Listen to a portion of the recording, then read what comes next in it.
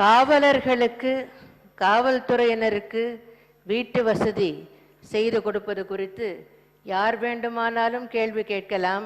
ஆனால் திமுகவினர் கேட்கக்கூடாது. அதை கேட்பதற்கான அருகதை திமுகவினருக்கு இல்லை. ஏன்னு சொல்றேன், கேளுங்க.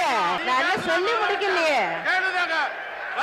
மாண்புமிகு பேரவைத் தலைவர் அவர்களே, காவல்துறையினருக்கு வீடுகள் கட்டி கொடுப்பதற்காகவென்று இதயதேவம் புரட்சி தலைவர் எம்ஜிஆர் அவர்கள் 1980ஆம் ஆண்டு காவல்துறை வீட்டு வசதி கழகம் என்ற ஒரு அமைப்பினை ஏற்படுத்தினார்.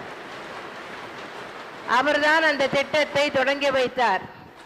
அதன் பின்னர் 1989ஆம் ஆண்டு திரு கருணாநிதி அவர்கள் ஆட்சி பொறுப்பை ஏற்றபோது முதல் வேலையாக அந்த காவல்துறை வீட்டு வசதி கழகத்தை கலைத்து இழுத்து மூடினார்.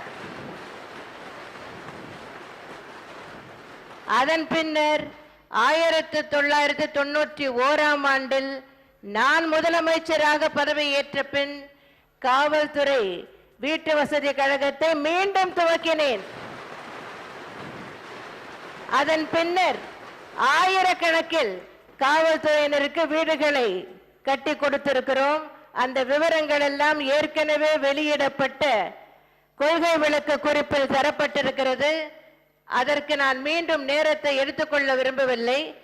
ஆனால் காவல்துறையினருக்காகவே பிரத்யேகமாக தொடங்கப்பட்ட காவல்துறை வீட்டு வசதி கழகத்தை கலைத்து இழுத்து மூடிய திமுகவினர் இதை பற்றி கேள்வி கேட்க அருகதை இல்லை என்று அதனால் தான் சொல்லுகிறேன்.